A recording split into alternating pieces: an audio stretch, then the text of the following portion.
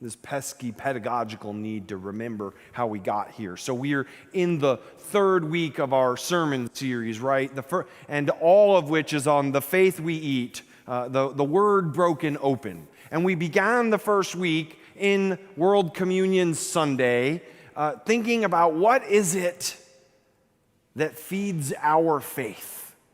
At this table and the metaphorical table God puts before us throughout our faith formation. And we came up with 4 things, didn't we? Maybe you were here, maybe you weren't, maybe you remember, maybe you don't. I'm going to make you remember. What are the 4 things that we said we feed our faith on? Love. Whoa, I'm getting the popcorn. I love it. I heard graciousness, let's say gratitude, just because I'm a pesky person who wants to say it the same way. But so gratitude, that was number 3. What was the second one in between love and gratitude? Caring is number 4. Nice job. Generosity. So love, generosity, gratitude, and care. Because we begin with the God that is love. We recognize that God never ends the giving of that, this overflowing generosity. And God yearns for that to inspire in us a life of gratitude, but also care, that we who have been fed at table turn and yearn to feed others. Yearn to bring others to that table, to feed others. This love, generosity, gratitude, and care. And this is the vision of community that we are stewards of. My sophomore year in college, you know this thing about me that I don't actually like people, right? Yeah, it's a poorly held secret that I don't actually like people. And I have lots of anecdotes to that, and I know, Nita, that it's not really true, but it is sort of true, and I'd like it to be truer. Anyway, my sophomore year of college, if you went to the College of William and Mary, and you find out that I went to the College of William and Mary, and you say, do you know? I just say no. Because I know like 5 people from the College of William and Mary, and I spent 4 years there. My roommate for the latter 3 years lived next door to me on my freshman year. There were 5 of us, my freshman roommate, the guy who lived next door to us, the guy that lived next door to him, and the 2 people who lived across the hall. We didn't really like each other, we're just lazy. And we spent 5 years together, living in varying different arrangements of being suite mates and folks together. So I just say, no, I don't know you. But my sophomore year, all of them got girlfriends.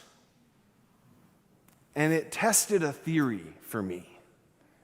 It tested a theory that I'm fine alone. I was not fine alone. Or I should say that in narrator's voice. He was not, in fact, fine alone. I've lived with this myth that I like my own company best, that people are not my favorite, and that I don't really need people. And that theory is true right up until the moment it isn't true. And the very thing I love about myself is my own undoing. On the night when Jesus was to be betrayed, he broke his life open, right? That's the story we received. And 2 things happened that night. 2 of his friends betray him that night. Is that correct? The first is Judas. John, the Gospel of John, has no love for Judas. He character assassinates Judas before Judas even walks on stage. The writer of that gospel does not have any love for him, and he calls him the betrayer at every extent. So we know that Judas betrayed Jesus. Judas's betrayal isn't, let's be honest, super huge. I mean, did anyone not know who Jesus was?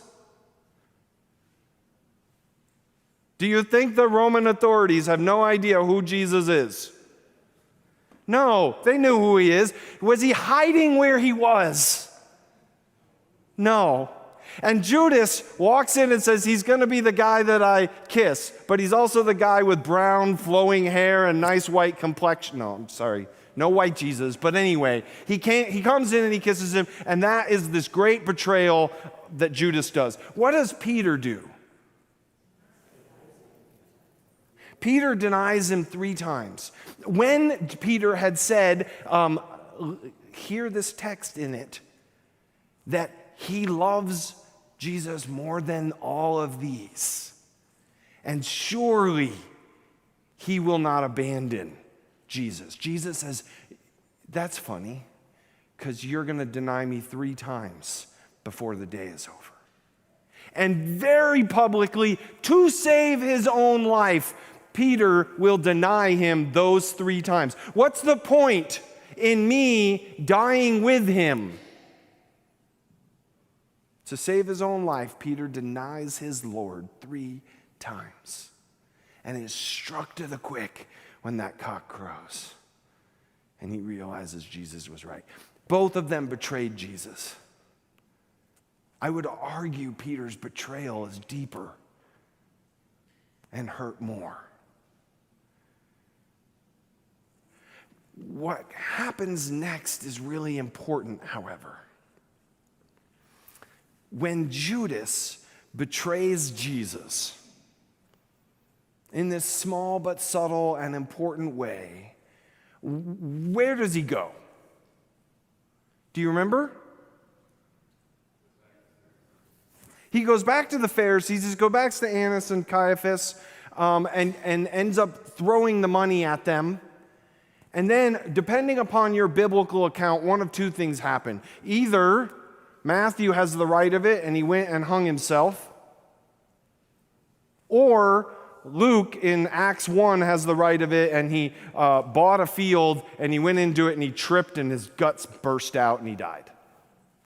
Probably, maybe even a little bit of both. It doesn't matter. What matters is when Judas had betrayed and turned his back on this thing he loved, he isolated himself from his community. And the shame of what he did became unbearable.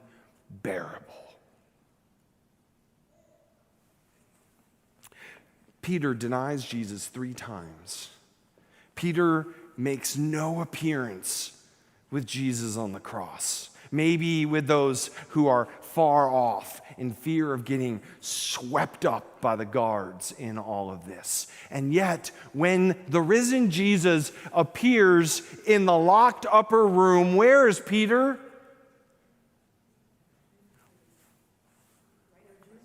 Right in that room with his disciples, with his friends. How does he show his face amongst them?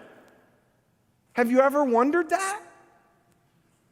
In front of them, Peter, who always grabbed the spotlight, who always raised his hand loudest and highest to get all the attention of the teacher they all wanted to get the attention of. Don't you think his friends were like, I love that Peter failed? Come on, we're mean people at heart. We love the failure of the people that we despise. And I have to imagine that part of them was like, he failed hardcore. And yet, right after it, where does he manage to put himself? Right back there with them. And he's right back with them a week later while they're still afraid and still locked. And when they go up to Galilee, where is he? He's in that boat catching nothing all night long, naked for some weird reason, because his life is born open for all to see, all the things wrong with him.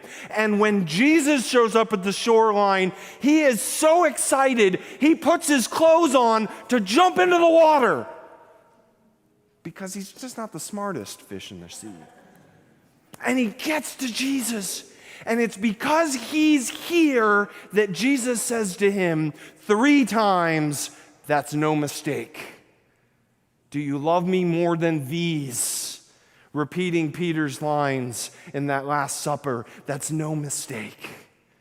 Do you love me, Peter? Yes. Feed my sheep. Do you love me, Peter?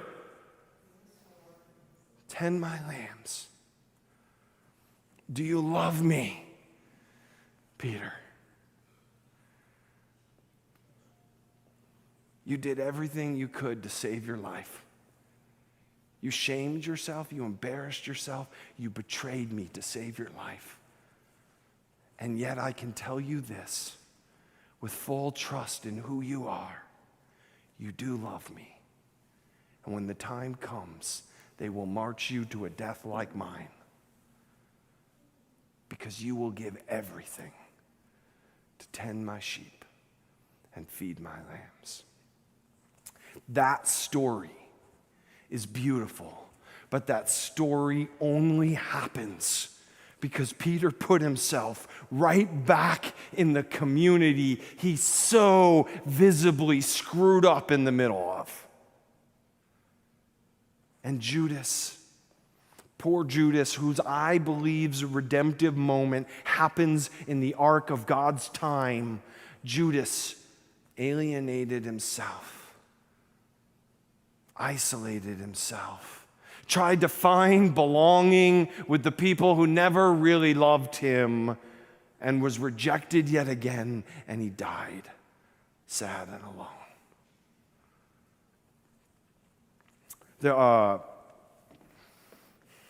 If you watched the sermon teaser, I got intrigued a few years ago about this varying ways we sort of confuse what it means to be undernourished and what it means to be malnourished.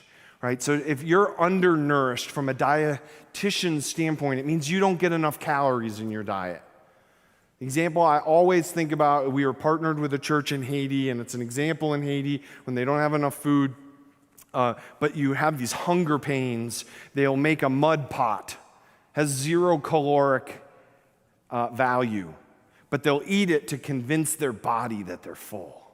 Right? That's undernourished. You're not getting any of the calories or nourishment that you need to live. Malnourished, what's the word mal mean? Bad, right? You're being nourished, probably being double nourished, right? When you're malnourished. Malnourished means you get the calories that your body needs, you just aren't getting them from good sources. You're filling yourself up on junk food before dinner. Or you're doom scrolling on your phone. You're going to try to make community with the Pharisees that you betrayed your friend to try to get in with, only they never really wanted you. I'm intrigued about the idea about not just how is our faith not nourished, but how do we nourish our faith in wrong ways? Our sense of yearning for belonging, our sense of connection, our sense of desiring to make meaning of our life, to find redemptive arcs, to find people who get us. And we're out looking for it in all the wrong ways. Maybe because it doesn't seem cool. Maybe because it seems a little boring. I whispered to Christine, if you love that opening hymn, I apologize for this comment. I whispered to Christine after the 4th verse of the hymn today, if you had asked me whether the words of the Nicene Creed should be set to music, I would say no. And the hymn just proved that. It was a little boring, wasn't it? You could be honest. If you loved it, I love that about you.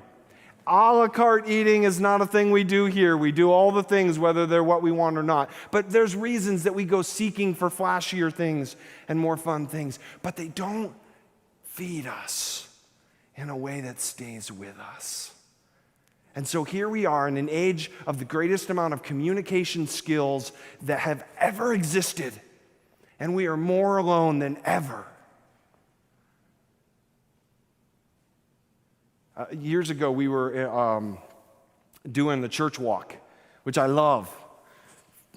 200 to 500 people walk through this building, and we give them architectural tours, and we sing some holiday songs, and we do organ music. But what's really funny is a lot of them always say, I always drive by this church, and I've always wanted to come in. And I always say, we're open every Sunday morning. In fact, we're open almost every day of the week. On what are we being fed? Not what's being offered to us, but where are we actually feeding ourselves? Us here in this room, how are we filling our calendars? And are they the things that nourish us, or are they malnourishment? Do we find connection and vibrancy and living in them? Do they make us experience love and generosity and gratitude and care? Years ago, I read a book by a gentleman named Reggie McNeil called Missional Renaissance, Changing the Scorecard of the Church. And he said a thing to me that has changed my life forever. He doesn't know who I am. He wrote a book. His book said a thing to me that changed my life forever. He said, are you giving 10% of your time back to the community every week? And he said, if you're a church leader, you need to be seen giving 10% of your time back into your volunteerism in the community. And I never quite knew how to do that until I came into this community. And it became done in advocacy for our vulnerable neighbors, in helping to work on housing, and maybe even pulling the band trailer, which I'm not entirely sure how. And yet, it fills me and feeds me with love and generosity and gratitude, to care, to know that every week I'm prioritizing in my life living community out in that way. And it's selfish because I eat of that work. I eat of that life. And it's selfless because so do others. How and where do we choose to eat of love and gratitude and generosity and care? Are we seeking after food that won't stay with us, or are we promoting a table and a community and a fellowship that will be with you even in your darkest moment, when you betrayed it all and think nothing of you coming back except it's good to see you. Welcome home. Welcome home.